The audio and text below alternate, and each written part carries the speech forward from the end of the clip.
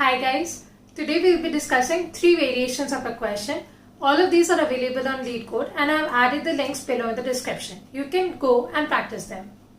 So the question is to find the maximum profit by buying and selling one particular stock.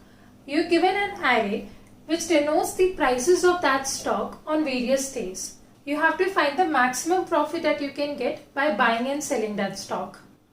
But there is one condition, and that is you cannot make multiple transactions together. That is, you have to sell the stock before buying the next one. Now, what are the 3 variations of the question? The first one is that you can make only one transaction. The second variation is that you can make as many transactions as you like. And the most trickiest one is that you can make at max k transactions. You're given the number k. We'll be starting with the easiest one, that is, you can make only one transaction. I have taken the same examples that are given on LeetCode. Let's check them. So in this case, as you can see, there are a lot of possibilities to buy and sell a stock with only one transaction. Let's see the possibilities.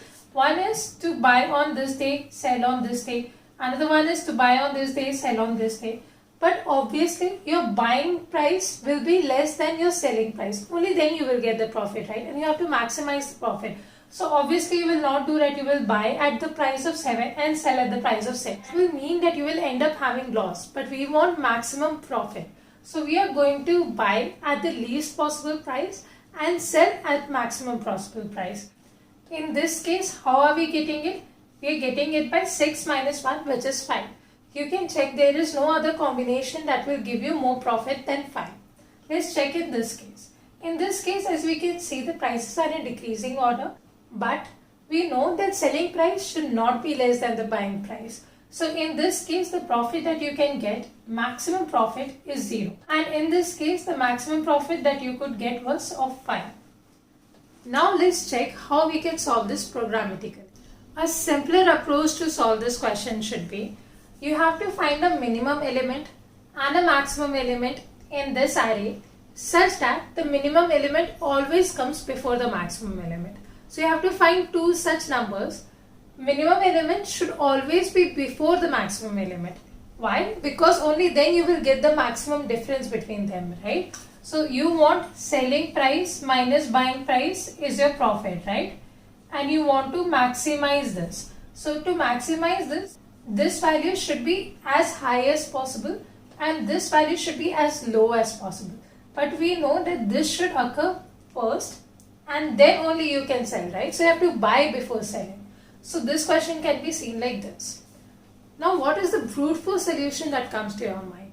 It will be, let's see all the pairs that are possible for buying and selling, and then let's see what is the maximum profit that we can get, right? So you can pick any day, say this day. Now if I have to sell on this day, which all days can I buy? That is all the days before this. What will be the profit that I can get? 3 minus 7, 3 minus 1, 3 minus 5. Similarly, if I am selling on last day, then what is the maximum profit that I can get? I can check all the values, 4 minus 7, 4 minus 1 and so on. So that is the brute force solution. But let's see the complexities of this approach. The time complexity will be O of n square, where n is the size of the array, because you will be going through all the combinations. But space complexity obviously will be O of 1 since you are not using any extra space.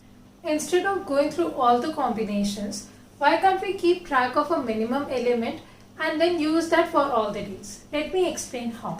So suppose we start from here. Obviously, if you have only one day, you cannot make the transaction. You can just buy, right? So you have minimum element as 7 right now, right? But when you go over here, you know that this is less than this minimum element. So you update this. Now when you come over here, you check that, okay, minimum element is less. So now you can check what is the profit possible if you sell on this day and buy from this price, right? Because you have to use the minimum price as the buying price. So what is the profit that you can get? 5 minus 1, that is 4. Now let's come to the next one. Is this value less than the minimum? No. So we will not update the minimum value. But let's check if we can get more profit by selling on this day. That is 3 minus 1, 2. No, we will get more profit by selling on this with the price 5 instead of selling with the price 3. So we will keep our profit as 4 only. Let's go to the next element.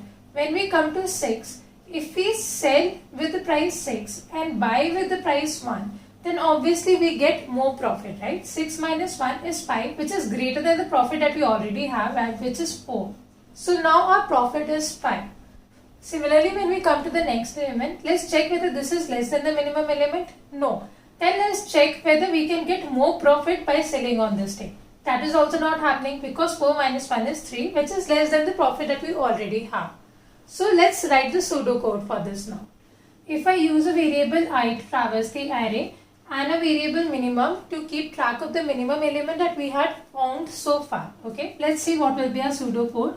So if array of I is less than the minimum element that we have already found.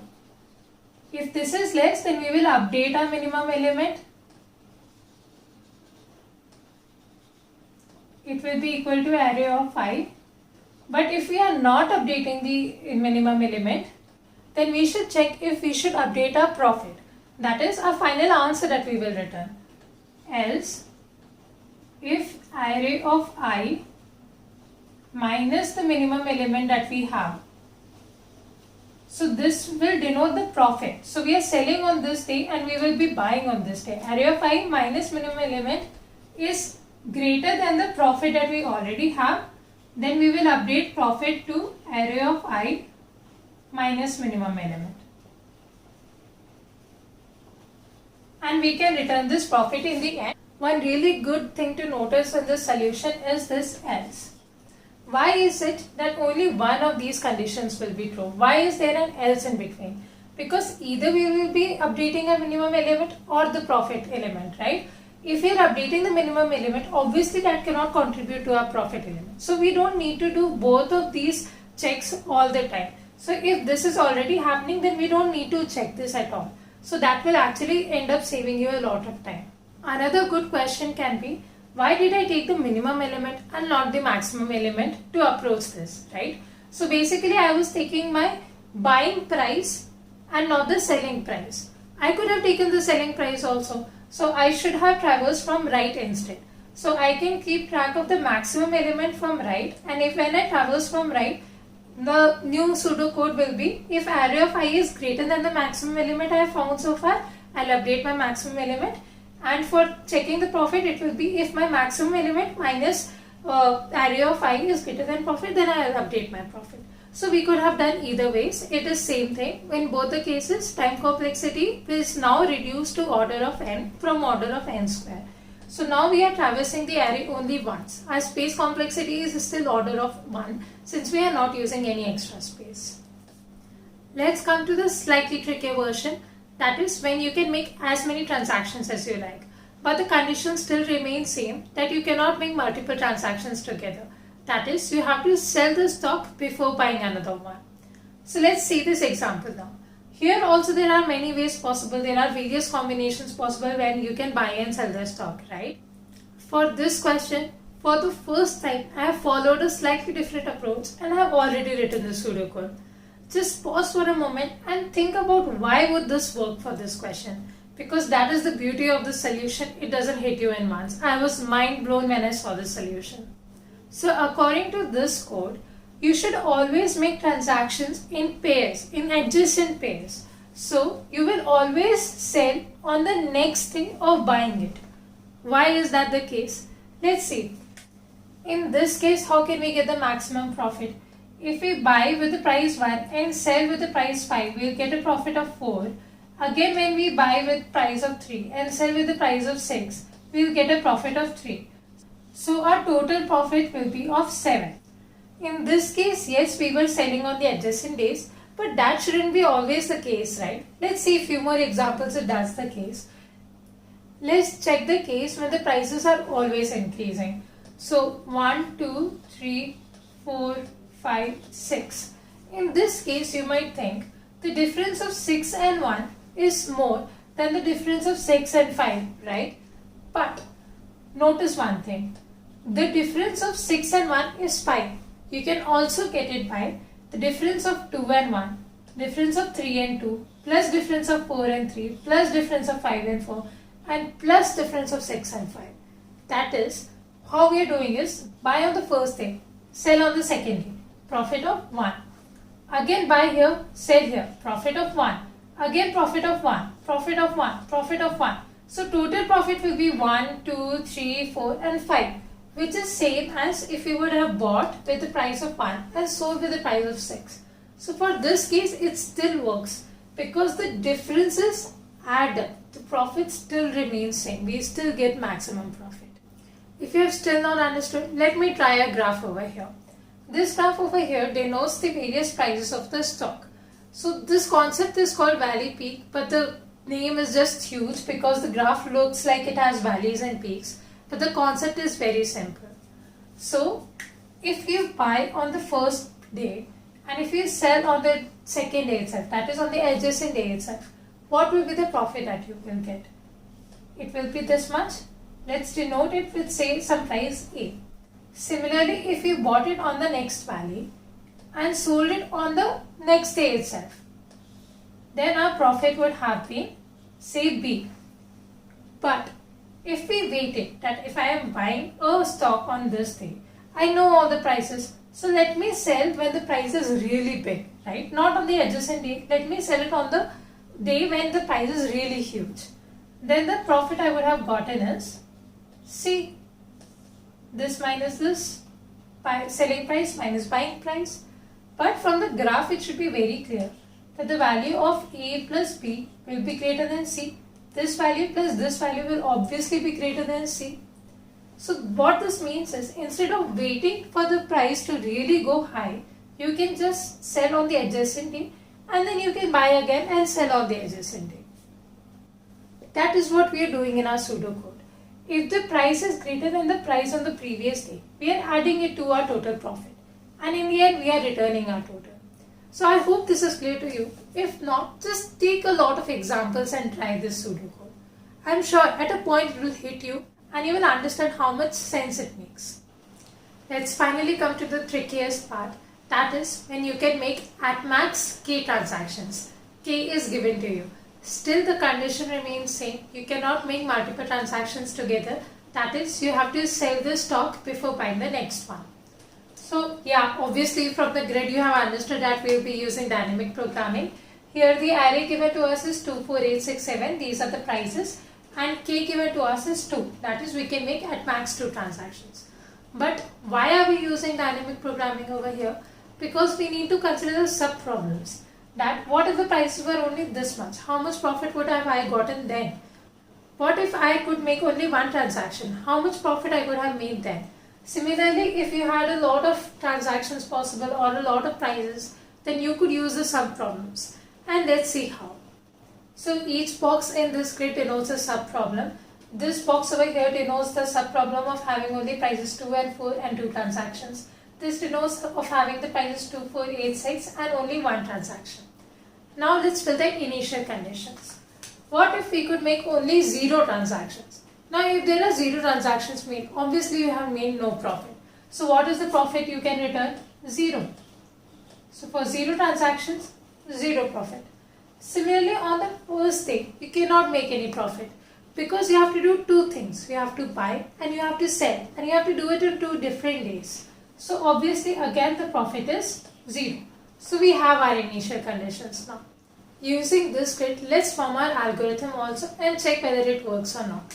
So if I am using the variable I to traverse the rows and variable j to traverse the columns and this matrix is capital M, then M of ij, that is the profit at particular box, that is the sub-problem, will be how much?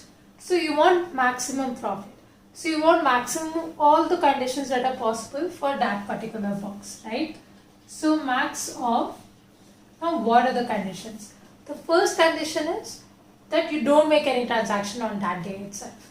So if you are not making any transaction, that means you will get the value from left. Why? So if I decide to make no transaction on this day, but I still have one transaction only. I can make one transaction, but I am deciding to not make any transaction on that day. Then I can get the value from left. That is, the profit will remain same before this day itself, right? So then M of I j minus 1 denotes the case when I am making no transaction on that day. And it makes sense. Why? So if I'm on this day and I decide to make no transaction, then the value of this profit should be same as this profit, because I still have same number of transactions to work with, but I am getting the profit from the previous day as I am making no transaction on that particular day. Now what are the other two cases? I can either buy on a particular day or sell on a particular day. So now let's say I decide to sell on a particular day. Then I could have bought the stock on any of the days before that, right? So if I decide to sell on that day, then my profit will be array of j, that is the price on that particular day, since I am using the same variable j to traverse the columns. So array of j minus, so I could have bought the stock on any of the days before this day, right? So say that day is m. We don't know what the value of m is, right? So m can vary from 0 to j minus 1. I could have bought it on any of these days. Now I am selling on this day. So the profit I will get from that transaction will be array of j minus array of m. This is one transaction. Plus there would have been some profit from the transactions before that. So what value will that be? That will be capital M of I minus 1 and m. And why is that? So I have one less transaction to work with. Since I have already used one transaction over here, I will have one less transaction to work with. So I will go one row up, m of I minus 1, and till the mth day. Since I am again buying on this day m, I have to see the profit I would have gotten till the nth day. I know it is still not clear to you properly. We will go through the grid and understand. And this is not our final formula. I am just telling you the conditions that are possible. We will further reduce this formula. And let's see how. For now, let's use this formula and fill our grid. Okay. So now if I am in this box, I have two prices, that is 2 and 4. What are the cases? One is I make no transaction at all. That is I get the price from here. That will be 0. What are the possible values of m over here? Let me just write down the values of j, 0, 1, 2, 3, 4. If I am here right now, the possible value of m is just 1, which is 0. So what will be the profit I will get? Array of j minus array of m, that is 4 minus 2. What is the profit I will get if I sell on this day and buy on this day? It will be 4 minus 2. Plus, what is the profit I would have gotten from one less transaction till this day? It is 0. So m of I minus 1 and n, which is this value. So 2 plus 0 is 2. So here the profit that is possible is 2, because maximum of 0 and 2 is 2, right? In this case, again, if I make no transaction, then what is the profit? It will be 2. Since I am just ignoring this day, I will get the profit from left, which is 2. What are the other possible conditions? That if I am selling on this day, I could have bought on this day, or I could have bought on this day. So say if I bought on this day, what would have been profit? It would have been 8 minus 2, 6, plus profit with one less transaction, that is 0, 6 plus 0. What if I bought it on this day? Then the profit would have been 8 minus 4, 4, plus profit with one less transaction, which is 0. So 6 and 4. So maximum of 2, 6 and 4 is what? It is 6. So the maximum profit that we can get with having just prices 2, 4, 8 and making only one transaction is 6. And it makes sense because we would have bought with the price 2 and sold with the price 8. Let's come to the next box. Over here again, what are the possible conditions? Let's come to this box now. If we made no transaction, then the profit would have been just from this value, which is 6.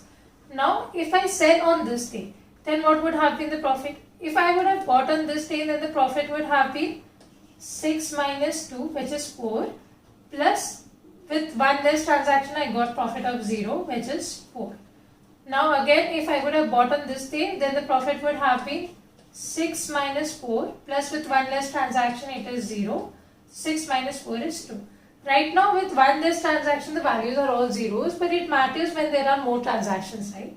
But it makes sense that what is the profit we are getting till that day, right? So this value denotes that.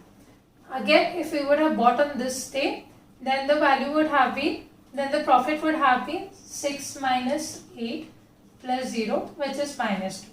right? So maximum of these values is 6. But there is one thing that I need you to notice.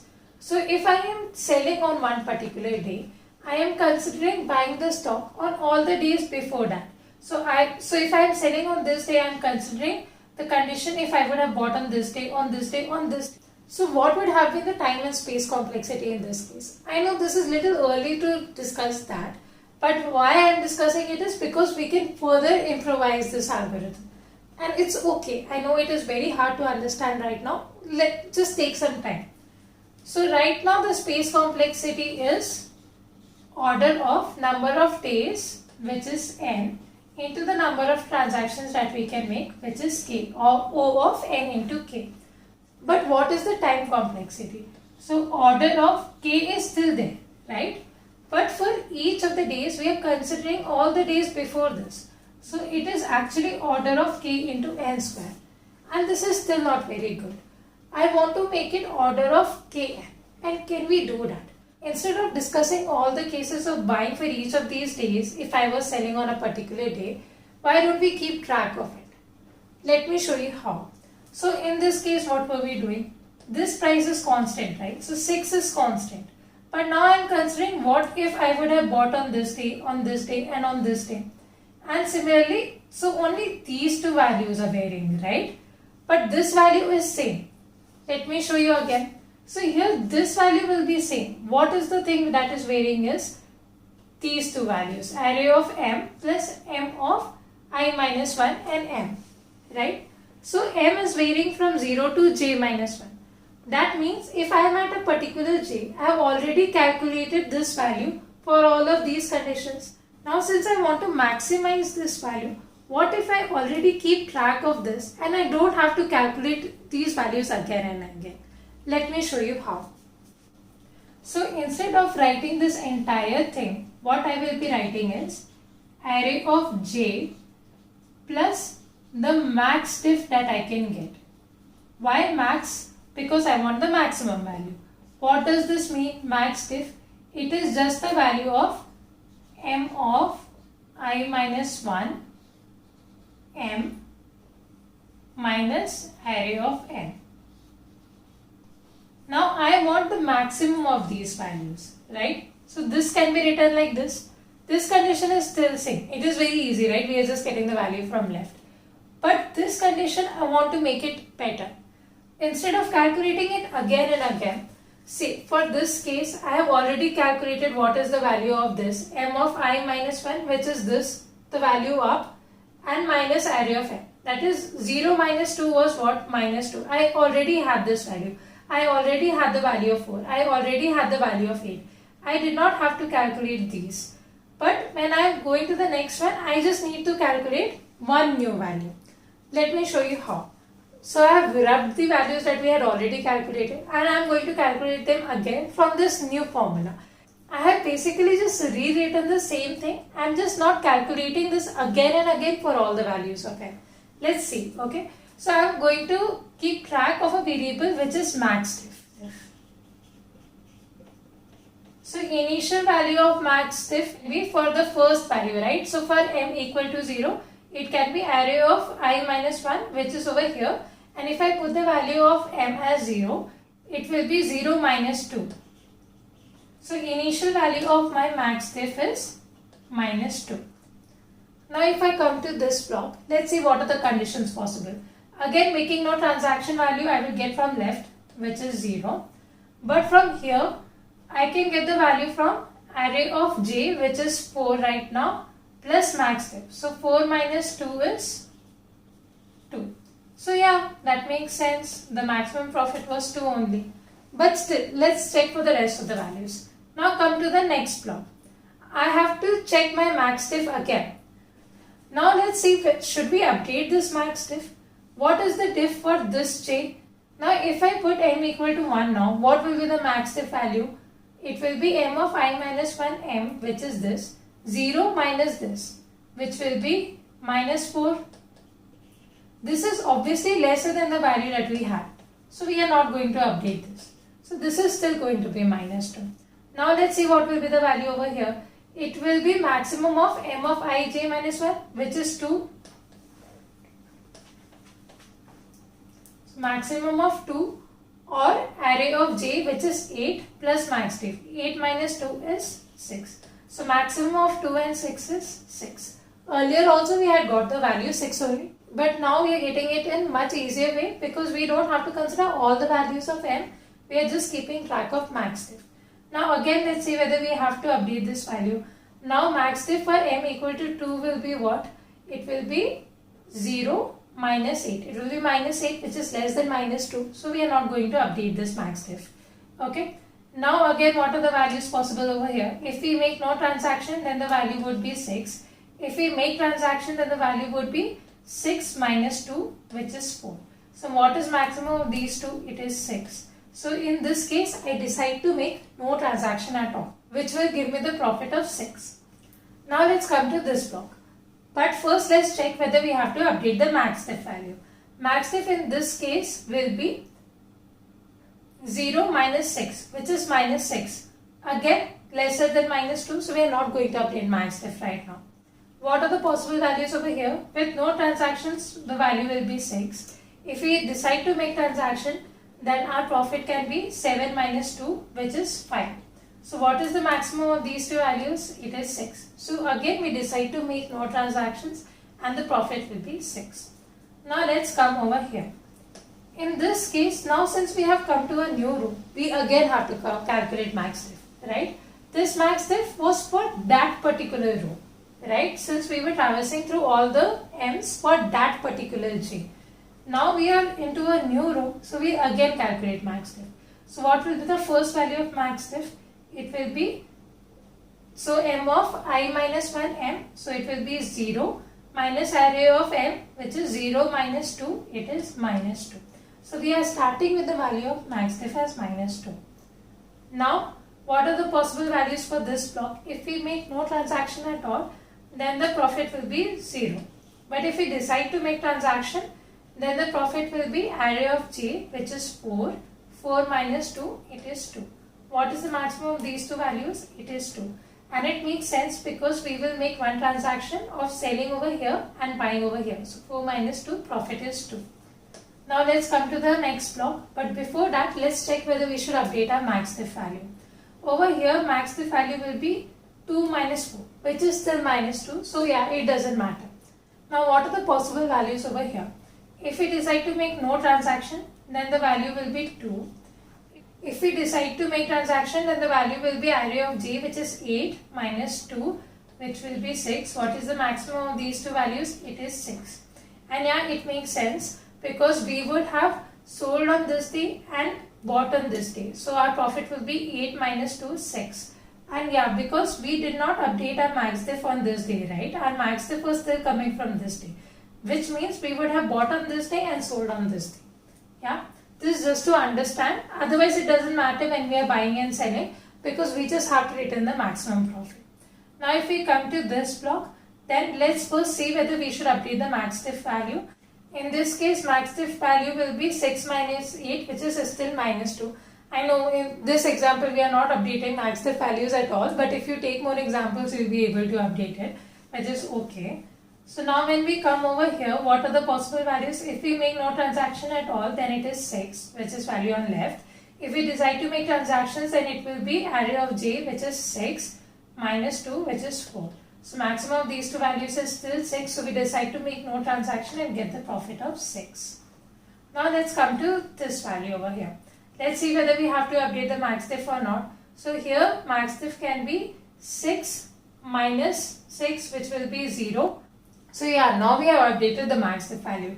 So 6 minus 6 is actually 0, which is greater than minus 2. So our max diff value is finally updated to 0. Now let's see the possible values over here. If we decide to make no transaction, then the profit would be 6. But if we decide to make transaction, then the profit will be array of j, which is 7, plus max diff, which is 0. So what is maximum of 7 and 6? It is 7.